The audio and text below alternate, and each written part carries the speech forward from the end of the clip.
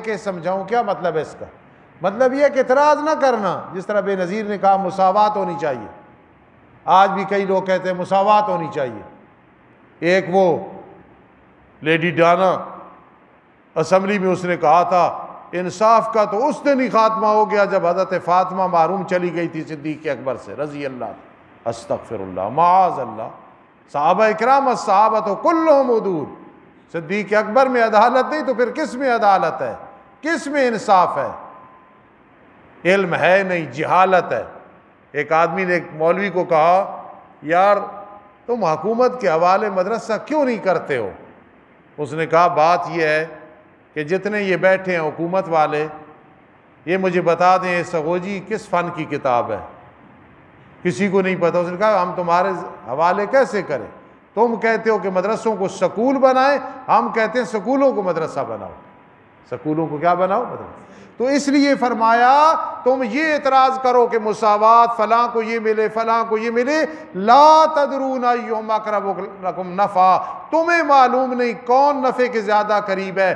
بیٹی کا جو حصہ رکھا فرما میں جانتا ہوں، بیٹے کا جو حصہ رکھا میں جانتا ہوں، اللہ فرماتے ہیں بیوی کا جو حصہ رکھا میں جانتا ہوں، خامند کا جو حصہ رکھا میں جانتا ہوں، ماں کا جو حصہ رکھا میں جانتا ہوں، لا تدرون لا تدرون۔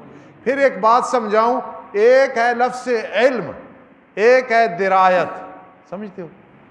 علم عام جاننا، درایت تحقیق سے جاننا۔ قرآن کہہ رہا ہے تمہارے پاس اگر علم ہے نا، تحقیقی نہیں ہے پھر بھی تمہیں پتہ نہیں چلے گا۔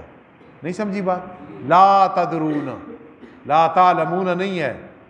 اب آپ بیٹھے ہو آپ تدرون میں آتے ہو، عوام بیٹھی ہو وہ تعلمون میں آتی ہے، آپ علماء ہو طلباء ہو، درایت اور ہوتی ہے اور علم اور۔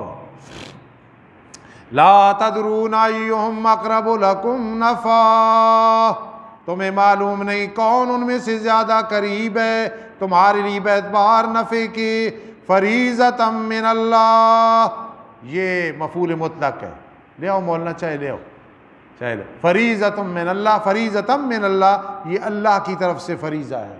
ان اللہ کان علیما حکیما، بے شک اللہ تعالی ہے خوب جاننے والا، آگے حکیمہ لفظ ہے جی، حوصلے والا، علم والا، حکیمہ حکمت والا۔ آگے چلو، وَلَكُمْ نِصْفُ مَا تَرَكَ أَزْوَاجُكُمْ، اس کے بعد احوال بیان ہونے لگے ہیں کس کے؟ خامد کے، توجہ کرنا۔ وَلَكُمْ نِصْفُ مَا تَرَكَ أَزْوَاجُكُمْ، اے خامدو تمہیں نصف ملے گا جو تمہاری بیویوں نے چھوڑا اگر بیویوں کی اولاد نہیں ہے۔ ادھر دیکھو، مثال کے طور پہ ساجدہ نامی عورت فوت ہو گئی، اولاد اس کی کوئی نہیں، نہ اس خامند سے نہ پہلے کسی خامند سے، اولاد اس کی کوئی نہیں، خامند کو نصف مال مل جائے گا۔ اور اگر اولاد ہے اس خامند سے یا پچھلے کسی خامند سے تو اس صورت میں خامند کو ربع ملے گا۔ کوئی سمجھیے بات؟ جی سمجھ نہیں نا؟ اور تمہیں خامدو نصف ملے گا جو تمہاری بیوی، مولوی صاحب آپ کی بیوی ہے؟ آپ کے چہرے سے یہ معلوم ہوا کہ شاید بیوی فوت ہو گئی، ایسے بڑے ایسے دیکھا۔ اللہ آپ کو بیوی دے اور اس کی عمر لمبی ہو، آپ جیسی صحت مند ہو، ٹھیک ہے؟ وَلَكُمْ نِصْفُ مَا تَرَكَ أَزْوَاجُكُمْ، تمہارے لیے نصف ہوگا جو چھوڑا تمہاری بیویوں نے اگر ان کی اولاد نہیں ہے۔ پس اگر ان بیویوں کی اولاد ہے، چاہے لڑکا چاہے لڑکی، چاہے تم سے یا پہلے کسی خامند سے، فَلَكُمُ الرُّبُعُ مِمَّا تَرَكْنَا۔ ایک آدمی نے شادیاں کی تھیں 3-4، تو میں نے مذاق میں اسے کہہ دیا تو اتنا ہنسا کہ اس کے پیٹ میں درد پڑ گئی۔ میں نے اسے کہا کہ اب جو حاضر سروس بیوی ہے اس کے سے کتنے بچے ہیں؟ تو وہ کہتا ہے آپ نے یہ جو لفظ کہا نا حاضر سروس، یہ آپ کو نہیں کہنا چاہیے۔ میں نے کہا بھائی میں مولوی ہوں، میرا مقصد ہے جو اب بیوی ہے، پہلے مر گئی ہے چھوڑ دی۔ اس نے کہا یہ جو آپ نے کہا نا حاضر سروس، یہ لفظ جو ہے نا اس نے مجھے ہنسا دیا ہے، تو اس لیے فرمایا کہ ان کے لیے ربع ہوگا خامدو۔ جی پس اگر ان کی اولاد ہے تم سے یا کسی اور سے، پس تمہیں ربع ملے گا اس سے جو چھوڑا انہوں نے بعد وصیت کے، کہ انہوں نے وصیت کی یا بعد قرض کے۔ اب آگے بیویوں کے احوال بیان ہونے لگے کہ خامد فوت ہو جائے بیوی کو کیا ملے گا۔ یہ ذہن میں رکھنا، اگر اولاد ہے خامد کی، چاہے اس بیوی سے حاضر سروس یا اس سے پہلے سے، تو پھر آپ بیوی کو کتنا ملے گا؟ 8واں حصہ۔ اور اگر اولاد نہیں ہے، نہ اس سے نہ پہلے کسی سے، پھر بیوی کو چوتھا حصہ ملے گا۔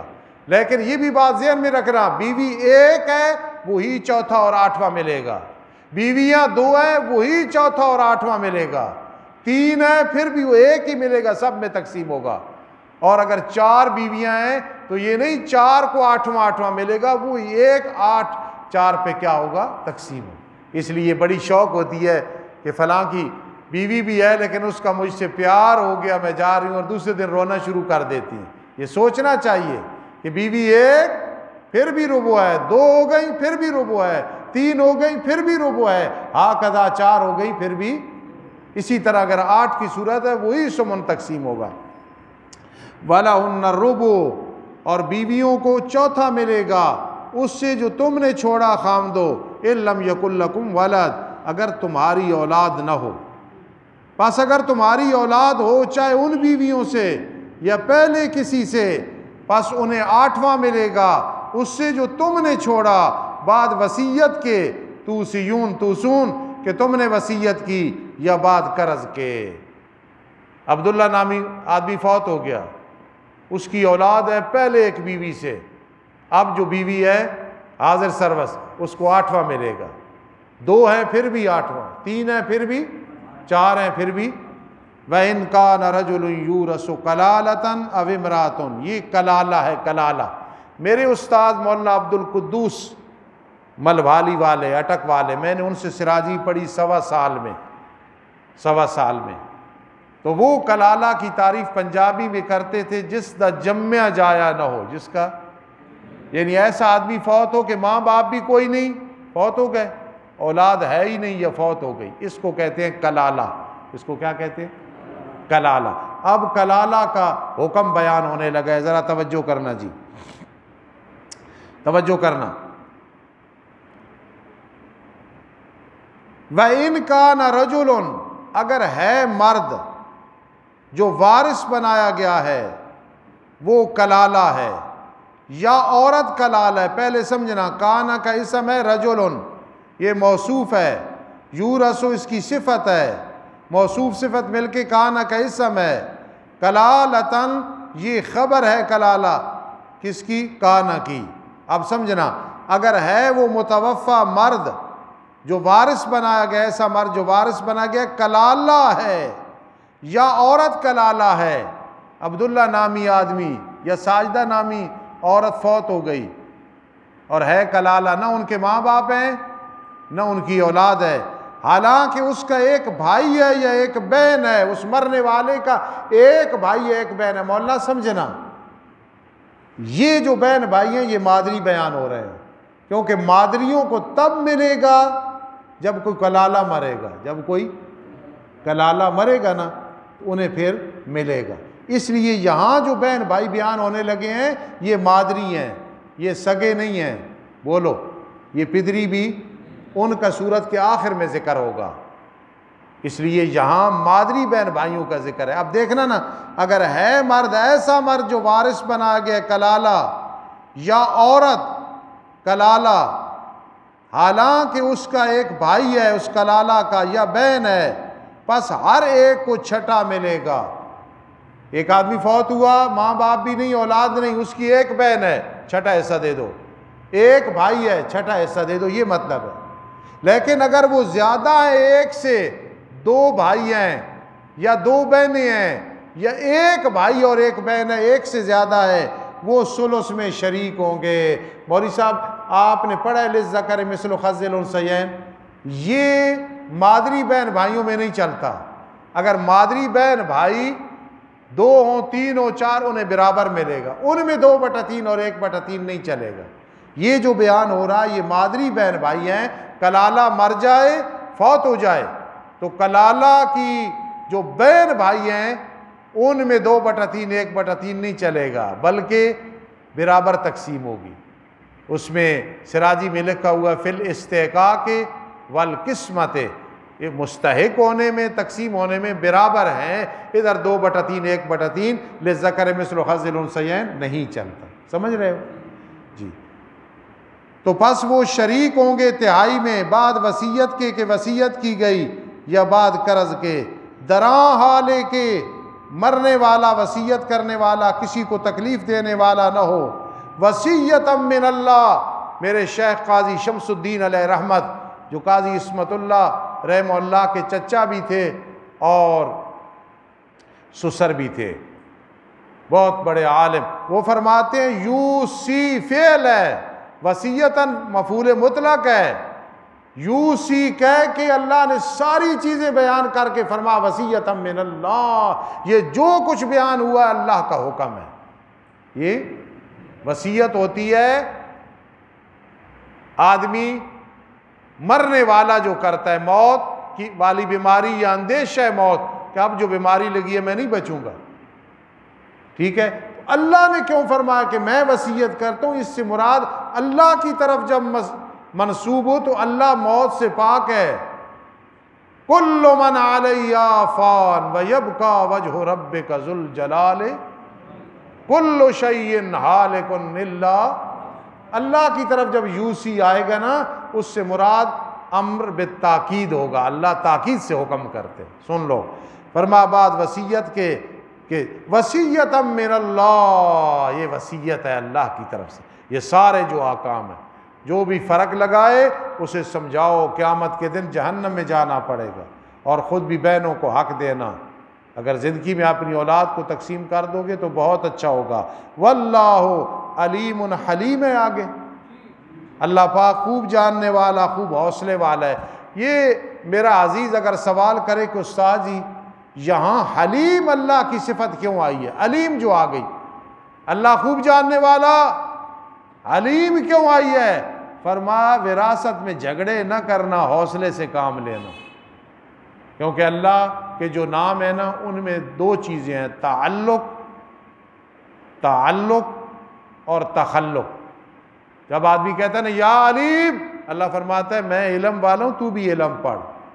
عالم الغیب تو کوئی نہیں ہو سکتا، علم پڑھ۔ یا غفور، اللہ فرماتا ہے میں غفور ہوں نا، تو بھی معاف کر دیا کر۔ وہ سمجھ رہے ہو؟ اس کو کہتے ہیں تخلق۔ کیا؟ تخلقوا باخلاق اللہ۔ سمجھ رہے ہو کہ نہیں؟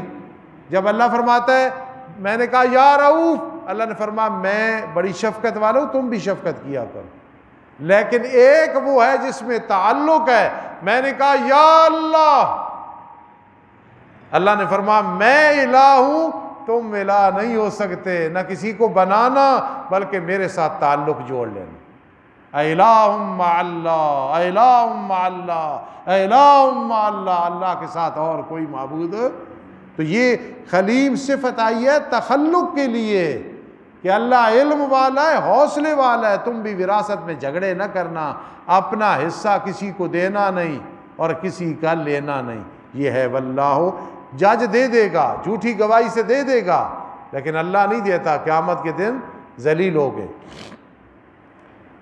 اگر اللہ توفیق دینا تو سال میں 1 دفعہ جمعہ کم از کم وراثت پہ پڑھایا کرو، اگر اور کوئی نہیں نا تو یوسی کو ملا والا صرف لفظی ترجمہ کر کے سمجھا دیا کرو، وراثت اس میں اللہ نے ذکر کی ہے، اس کے اثرات بڑے اچھے ہوتے ہیں۔ صرف بیان کرنا مردے نہیں سنتے، وہ تو نہیں سنتے، ہم نہیں کہیں گے پھر بھی وہ نہیں سنتے، ہم کہیں گے پھر بھی وہ نہیں سنتے، یہ مسائل بھی ضروری ہوتے ہیں۔ اسی طرح غیبت کی مذمت، چغلی کی مذمت، شراب اور سود کی مذمت، ماں باپ کی نافرمانی کی مذمت، بہن بھائیوں کے حقوق نہ دینا اس کی مذمت، وراثت پہ فرق لگانا، بیوی کے حقوق کیا ہے، خامند کے حقوق کیا ہے، پڑوسی کے حقوق کیا ہے، خدا را زندگی میں یہ بھی ممبر پہ بیان کرنا، صرف لا یسمعوا دعاکم وہ ضرور بیان کرنا، اس کے بغیر ایمان ہی نہیں ہے، لیکن پورا دین بیان کرنا ہے۔ دین نام ہے قرآن حدیث کا، اس میں بہت مسائل ہیں، سب بیان کرنے انشاءاللہ۔ غیر مضار، دران وصیت کرنے والا نقصان نہ دینے والا ہو، وصیۃ من اللہ، یہ اللہ یعنی وصیت ایسے کرے کہ میرے وارث محروم ہو جائے، سارا مال کا ہی سب کے مدرسے میں دے دینا، ایسے نہ کرنا، کسی کو محروم نہ کرنا، یہ مطلب ہے مضار۔ واللہ علیم حلیم۔ تلک حدود اللہ، یہ اللہ کی حدیں ہیں، اور جس نے بھی اطاعت کی اللہ اور اس کے رسول کی، داخل کرے گا اللہ اسے باغات میں، چلتی ہوں گی نیچے نیچے سے، نہر جلالین میں ہے، یعنی سیلاب نہیں آئے گا، نہریں نیچے رہیں گی، درا حالے کہ ہمیشہ رہیں گے اس میں۔ وذالک الفوز العظیم، یہ بہت بڑی کامیابی ہے۔ ایک بات جو خطیب بیٹھے ہو نا آپ کو مزہ آئے گا، یطع اللہ کا مطلب کیا کرتے ہو؟ جس نے تابعداری کی اللہ اور اس کے رسول کی، لیکن لازمی معنی ہے یطع اللہ، جس نے اللہ کو خوش کیا، جس نے رسول اللہ کو خوش کیا۔ تو آپ کہا کرو کہ ہمیں ایک فقیر استاذ نے کہا یطع اللہ کا مطلب ہے جس نے اللہ اور اس کے رسول کی اطاعت کی، لیکن لازمی معنی ہے جس نے اللہ اور اس کے رسول کو خوش کیا۔ اطیعوا اللہ واطیعوا الرسول، خوش کرو اللہ کو اور اس کے رسول کو، ان کی مانو۔ لا طاعۃ لمخلوق فی معصیۃ الخالق، اللہ کو ناراض کر کے مخلوق کو راضی نہ کرنا۔ ومن یعص اللہ، اور جس نے نافرمانی کی اللہ اور اس کے رسول کی اور تجاوز کیا اس کے حدود سے، اللہ اسے داخل کرے گا آگ میں، درا حالے کہ وہ ہمیشہ رہے گا اس میں۔ وَلَهُ عَذَابٌ مُعِینٌ، اور اس کے لیے عذاب ہوگا ذلیل کرنے والا، رسوا کرنے والا۔ آپ بھی تھوڑا سا وقفہ کر لیں، میں بھی کرتا